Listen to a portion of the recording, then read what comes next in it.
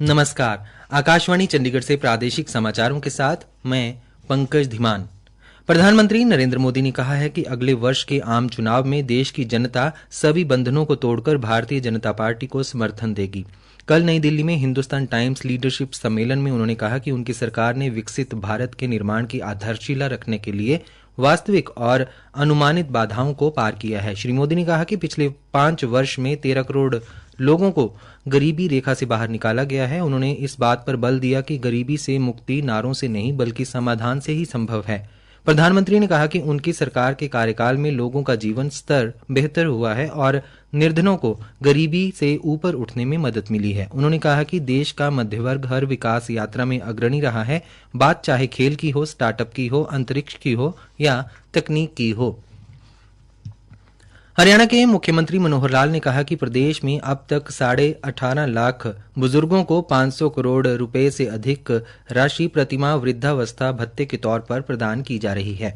मुख्यमंत्री कल चंडीगढ़ में सीएम की विशेष चर्चा कार्यक्रम के तहत ऑडियो कॉन्फ्रेंसिंग के माध्यम से ऑटोमेटिक ढंग से वृद्धावस्था सम्मान भत्ता पाने वाले लाभार्थियों से सीधा संवाद कर रहे थे।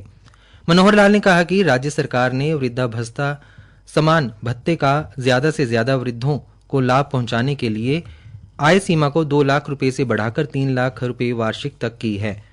भविष्य में भी जो व्यक्ति 60 साल की आयु पूरी कर लेगा तथा पति पत्नी की आय 3 लाख रुपए वार्षिक तक होगी, उसका वृद्धावस्था समान भत्ता अपने आप शुरू हो जाएगा। इसके अलावा अब सरकार ने विधुर को भी 40 साल की आयु के बाद तथा 45 वर्ष से 60 वर्ष आयु वाले अविवाहित पुरुषों के लिए भी मासिक पेंशन देने की शुरुआत की है। परिवार पहचान पत्र के डेटा के अनुसार प्रदेश में 80 वर्ष से अधिक आयु के 3,30,000 बुजुर्ग हैं। इनमें से 3600 बुजुर्ग ऐसे हैं जो अकेले रह रहे हैं। प्रहरी योजना में इन बुजुर्गों की कुशल क्षेम जानने के लिए सरकारी कर्मचारी 2 महीने में एक बार उनसे व्यक्तिगत रूप से मिलने जाते हैं। बाकी समाचार इस अंतराल के बाद।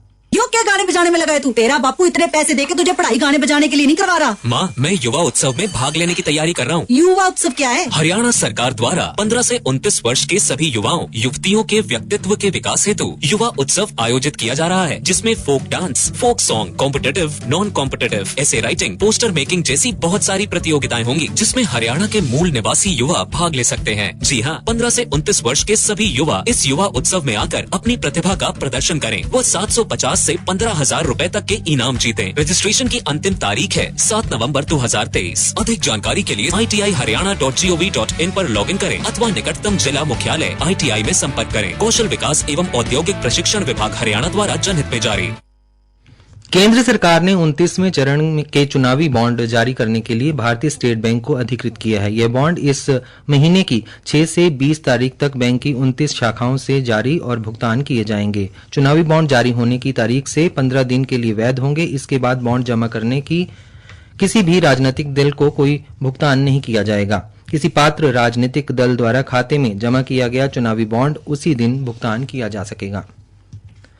सरकार ने खरीफ फसल की आवक में देरी के कारण प्याज की कीमतों में वृद्धि से उपभोक्ताओं के हितों की रक्षा के लिए 25 रुपए प्रति किलोग्राम की रियायती कीमत पर प्याज की खुदरा बिक्री शुरू की है। यह घरेलू उपभोक्ताओं के लिए प्याज की उपलब्धता सुनिश्चित कराने के लिए किए गए उपाय हैं। उपभोक्ता मामलों के मंत्रालय ने NCCF, नेफेड, केंद्रीय भंडार और दूसरे राज्यों से नियंत्रित सहकारी समितियों द्वारा संचालित खुदरा दुकानों और मोबाइल वैन के माध्यम से 25 रुपए प्रति किलोग्राम की रियायती कीमत पर प्याज की बिक्री शुरू की है। पलवल की जिला विकास एवं पंचायत अधिकारी उपमा अरोड़ा ने कहा है कि स्वच्छ भारत मिशन के तहत पलवल में सप्ताह में एक दिन शुक्रवार को जिले के सभी ग्राम पंचायतों में सफाई अभियान चलाया जाएगा। इस संदर्भ में सभी ग्राम पंचायतों को दिशा निर्देश जारी कर दिए गए हैं। उन्होंने बताया कि फिरनी व सड़क पर कूड़ा डालने वालों के खिलाफ कानूनी कार्रवाई की जाएगी। स्टार्टअप को गति देने के लिए काम कर रहे वाणिज्य परिसंघ द्वारा हरियाणा के उच्च शिक्षा विभाग के सहयोग से पंचकूला के श्री माता मनसा देवी राजकीय संस्कृत महाविद्यालय में स्वयं उद्यमी बाजार नामक प्रदर्शनी लगाई गई।